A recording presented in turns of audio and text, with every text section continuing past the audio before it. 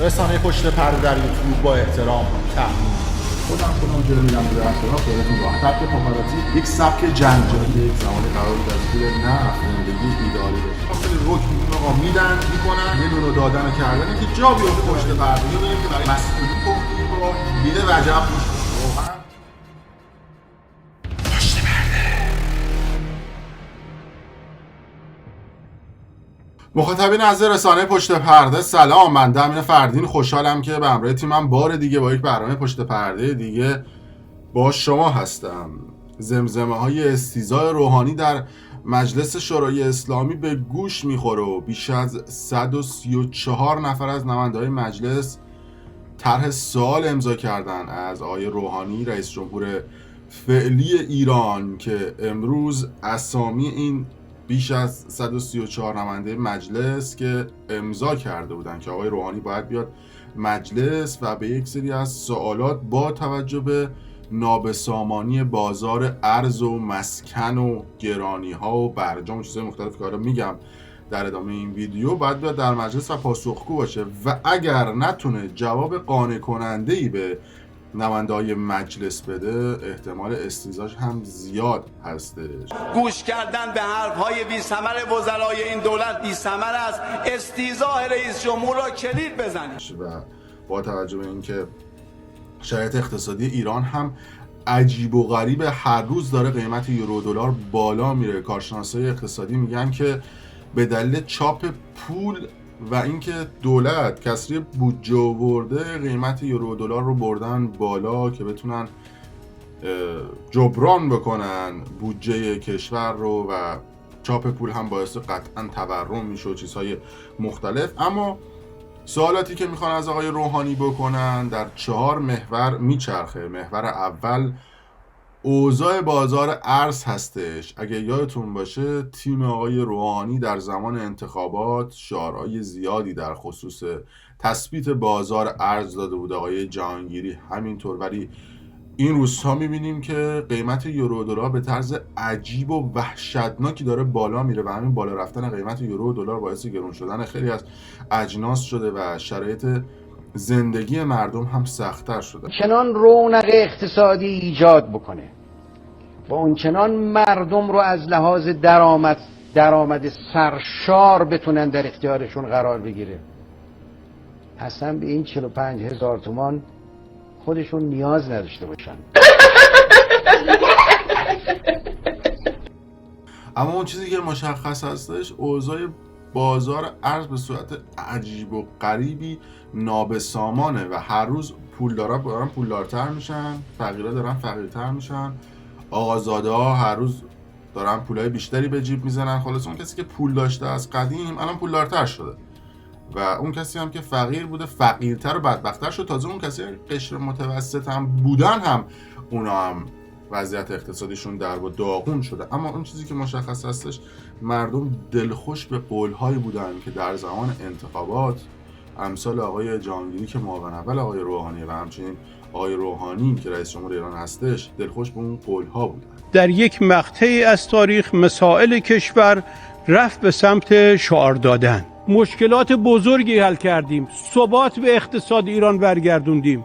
مگه یادتون میرفت لحظه ای نرخ ارز عوض میشد، لحظه ای قیمت کالا عوض میشد؟ اصلا میگه سرمایه گذار میتوانست برای تولید و برای سرمایه گذاری فکر بکنه. منابع به سمت تولید بردیم، فضای درست کردیم، با بین الملل میشه کار کرد. مردم باید دقت بکنن که چقدر حرفایی که کاندیدها برای حل مسائل کشور میزنه حرفای واقعی است، چقدر شعارهای فریبنده است. ما راه انداختیم اقتصاد کشور، ماشین اقتصاد کشور راه افتاده، سرعتش کمه، انشالله سرعتش هم زیاد میشه. وعده‌های تو خالی سبب میشود که مردم به کارآمدی نظام بدبین شوند. یکی از اقدامات بدی که افتاد در دولت گذشته این بود که سفره مردم کوچک شد.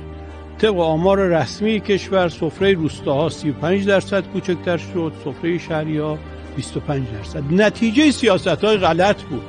ما سهام عدالت را واقعی خواهیم کرد. من به شما اطمینان میدم شما 50 میلیون مردم ایران در کارخانه‌ها سهامدار خواهید شد.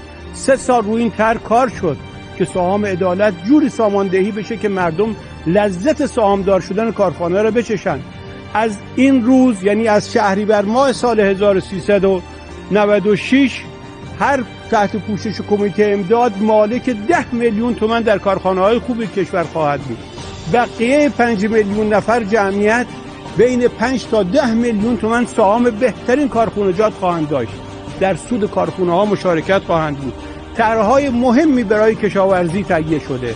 در بخش صنعت با اطمینان به شما میگم، در جلسه گذشته اقتصاد مقاومتی تصویب کردیم برای سال 1396 950,000 شغل مطمئن ایجاد بکنیم. ما توانستیم ماشین اقتصاد را از دره بیرون بیاوریم، در مسیر قرار بدیم، ولی هنوز به سرعت خودش نرساندیم. ما با اتحاد تمام گروه‌ها، قوم‌ها، تفکرات سیاسی برای آینده ایران نیاز داریم.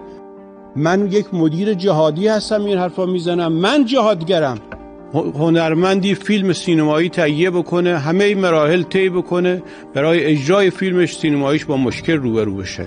دولت به طور جدی خودش را مقید به این میدونه که تمام ظرفیت خودش به کار بگیره که هنرمندان، نویسندگان، تمام صاحبان اندیشه در بخش‌های مختلف فرهنگی بتونن فعالیت خودشون انجام بدن. در بخش آموزش پرورش به صورت جدی به عنوان طرح تحول نظام آموزشی، جایی که مبنا و نقطه آغاز فعالیت‌های فرهنگی کشورها مورد توجه جدی دولت آینده خواهد بود. ما راهکارهای عاقلانه، عالمانه در این 4 سال پیش بینی کردیم که بتوانیم به زندگی فقرا رسیدگی بکنیم، نیازمندان جوری بهشون برسیم که نیاز نداشته باشن. اونایی هم که فقر مطلق دارن با روش‌های انشالله از اول امسال عمل کردیم. از این به بعد هیچ ایرانی نخواهد بود که به اندازه نیازی که داره برای زندگی آبرومند تأمین نشه. موضوع بعدی تورم در بازار مسکن هستش. یعنی شما کافی یه خونه رو امروز بخری 300 میلیون، یه ماه دیگه همون خونه رو خیلی راحت میتونی بفروشی 600 میلیون. یعنی شما هیچ بیزینسی در دنیا، هیچ کسی نمیتونه داشته باشه که مثلا تو عرض مثلا 10 روز بتونه سرمایه خودش رو 2 برابر بکنه. اینقدر اوضاع اقتصادی و اوضاع مسکن نابسامانه و توی ایران هم این قضیه داره اتفاق میفته که قراره که در این خصوص هم آقای روحانی بیاد در مجلس پاسخگو باشه. محکمه‌ای باید باشد، قاضی عادلی باید باشد و نه فقط آقای ظریف بلکه آقای حسن روحانی را به محاکمه بکشد به خاطر خیانت‌هایی که به این مملکت نموده است. من از شما تقاضا میکنم آقای قالیباف، این سیاستی که آقای ظریف در پیش گرفته است، برجامی که امضا نمود به وجهی تنظیم شد که سیستم ماشه بر ما حاکم شد، آیا مخالف اصل 152 قانون اساسی نیست؟ اصلی که سیاست اقتدار و عزت و عدم سلطه قدرت‌های خارجی را گوشزد می‌کند. آقای ظریف شرایط مقام معظم رهبری را هیچ کدام را رعایت نکردند. آقای ظریف و آقا بالا سرشان حسن روحانی گفتند در روز اجرای برجام همه تحریم‌ها به کنار می‌رود. امروز جناب آقای قالیباف، من از شما سوال می‌کنم، این روشی که مجلس در پیش گرفته است ره به جای نمیبرد. این که ما بنشینیم و حرف‌های صدتایی قاز بعض از این وزرا را بشنویم هیچ سود و ثمری ندارد. ما دیگر روی نگاه کردن به چهره مردم را نداریم. دلار 21,000 تومان، سکه از 10 میلیون تومان گذشته، مرغ 20,000 تومان دیگه توان پاسخگویی نیست. اینها نتیجه سیاست‌های 7 ساله روحانی و تیم اوست. آقای قالیباف، دیگه نشستن و گوش کردن به حرف‌های بی‌ثمر وزرای این دولت بی‌ثمر است. استیضاح رئیس جمهور را کلید بزنید. راجع به برجام که گفته بودن که برجام اگر امضا بشه همه چیز اوکی میشه، ولی خب دیدیم که بعد از اینکه برجام امضا شد نه تنها تحریم ها برداشته نشد بلکه به تحریم ها اضافه شد. هرچند آقای ظریف در مجلس اومدن و در خصوص موضوعات مختلف صحبت کردن و گفتن که برجام افتخاره و افتخار ملت ایران و سالهای آینده به اون قطعا خواهیم بالید. اما چیزی که مشخصه میزان حال افراد و حال جامعه فعلی ایرانه که یک قدرت در دنیاست و نباید امریکا رو قدر قدرت دانست. دوستان عزیز، آمریکا رو قدر قدرت ندانیم. برجام تحمیلی بر آمریکا بود.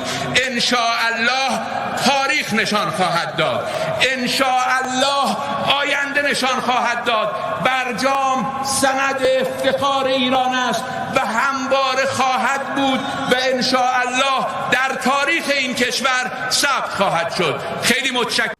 بله، صحبت های ظریف رو هم شنیدیم که گویا زمزمه های استیزای ایشون هم به گوش میرسه این روزها در مجلس و در خصوص سرنوشت دلار 4200 که اولین بار آقای جهانگیری اعلام کردن که اصلا فقط یک شعار تبلیغاتی بود که گفتن آقا دلار 4200 میدیم، اما در حال حاضر دلار در بازار 22-23 هزار تومان در زمان ضبط این ویدیو داره معامله میشه و نماینده مجلس این روزها جنجال‌های زیادی رو در مجلس به پا کردن و صحبت از استیزا و عدم کفایت آقای روحانی در مجلس مطرح هستش و گفتن که دیگه نباید صبر کرد تا یک سال دیگه، یعنی 1400 الان باید تکلیف آقای روحانی مشخص بشه. به هر حال اینها گمان زنی هستش که اتفاق میفته. تا کی ما باید از اعتماد کودکانه به آمریکای جهانخوار و اروپای فریبکار ضربه بخوریم و فرصت‌های کشور را بسوزانیم؟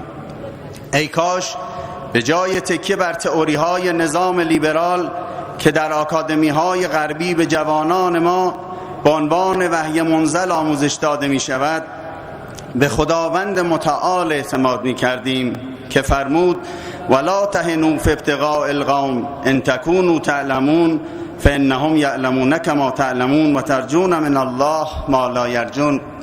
اگر ما ضربه خورده ایم، دشمن هم ضربه خورده، ولی ما خدا را داریم و آنها خدا را ندارند. چرا برخی سیاستمداران ما از مبارزه با شیطان خسته شدند و این خستگی را به انواع گوناگون به جامعه اسلامی منتقل و تلقین می‌کنند؟ شما را به خدا به حکم عقل سلیم که مؤمن دوبار از یک سوراخ گزیده نمی‌شود، فرصت‌های بزرگ پیش روی ملت ایران را به امید لبخند آمریکا و اروپا نسوزانید. این وعده الهی است که اگر استقامت ورزید، خداوند متعال ملائکه را به یاری شما می‌فرستد و در دل کافران رعب و وحشت می‌اندازد. باید به جای کد خدا به خدا اعتماد کرد. جناب آقای دکتر ظریف، انتظار ما از شما به جای تئوری پردازی هایی که در این دولت به آنها عمل نشده است این است که بگویید در عمل برای حفظ شأن و کرامت ملت ایران در برابر نظام سلطه چه کار کرده اید؟ خوب است به این سوال پاسخ بدهید که نتیجه اتلاف سرمایه های کشور در پای برجام چه شد و به کجا رسیدیم؟ تا کی از ترس این که آمریکا ما را تهدید جلوه ندهد نزد آمریکا و اروپا خوش رقصی خواهید کرد؟ نتیجه این همه انفعال و ترس برای کشور چه شده است؟ آیا آنچه اتفاق افتاده نتیجه سیاست‌های شماست یا تفکر انقلابی مقاومت؟ آیا آنچه شده است شما کرده اید یا حاج قاسم سلیمانی؟ در کدام هیته بوده که تئوری‌های حاکم بر دولت آقای روحانی کشور را به عقب نبرده باشد؟ در هیته ارز، مسکن، سیاست خارجی، برجام یا حفظ کرامت مردم ایران؟ به اتمام رسیده. بفرمایید در کجا شما اقدام پیش دستانه انجام داده اید؟ همیشه اروپا و آمریکا کاری کرده اند و سپس ما، یعنی شما در اصل یک واکنش ملتمسانه انجام داده اید و این زیبنده سیاست خارجی یک کشور انقلابی که ام القرای جهان اسلام است نیست. سپاسگزاریم از شما، متشکرم.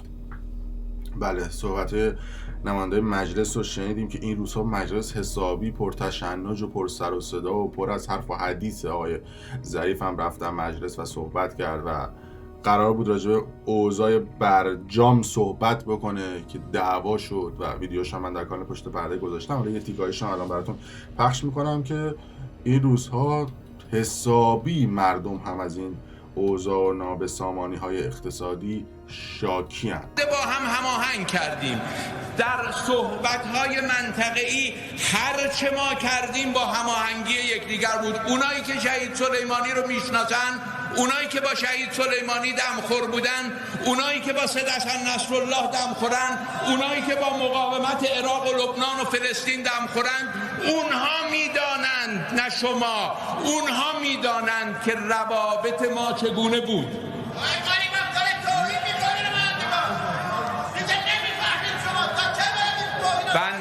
بنده عرض کردم اونها میدانن. من بیجا میکنم بگم شما نمیفهمید. شما نماینده ملتید. ملت ما ملت فهیمی است و شما هم به عنوان نمایندگان ملت فهیمید و من در برابر نمایندگان ملت با کمال خضوع حضور پیدا میکنم.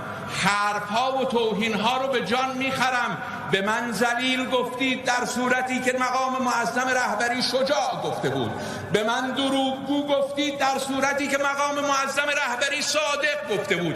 اما من وظیفه دارم از شما به عنوان نمایندگان مردم بزرگ ایران بشنوم و به گوش جان بشنوم و از شما تشکر کنم. از انتقادهای شما تشکر میکنم. حتی از تندیهای شما تشکر میکنم. اما بدانید همه ما در یک کشتی نشسته ایم. همه ما با همیم. امریکا لیبرال، اصلاح طلب، اصولگرا، انقلابی، غیر انقلابی نمیشناسد. رژیم صهیونیستی اصلاحگرا، اصولگرا نمیشناسد. رژیم صهیونیستی با کل ایران مخالف است، با تمامیت ارضی ایران مخالف است، با تمامیت و جغرافیای ایران مخالف است. خودمان در این کشتی نشسته ایم. همه با هم در این کشتی هستیم. اقتصاد رو ما همه با هم باید پیش ببریم. بخش خصوصی قسمت عمده اقتصاد ماست و ما در همه حرکت‌های اقتصادی در صورت این داستان آقای ضعیف، آقای روحانی و امضای نماینده مجلس بعد ببینیم به کجا میرسه. اگر دوست داشتید کانال یوتیوب برام پشت پرده رو سابسکرایب کنید، ویدیو رو لایک کنید، به اشتراک بذارید که بقیه دوستان هم در جریان قرار بگیرن. اگر هم خوشتون نیامد دیسلایک بکنید، برامون کامنت بذارید، پشت بدید دیگه. همیشه میگم آزادی بیانه. در صورت مرسی که تا این لحظه با ما همراه بودید.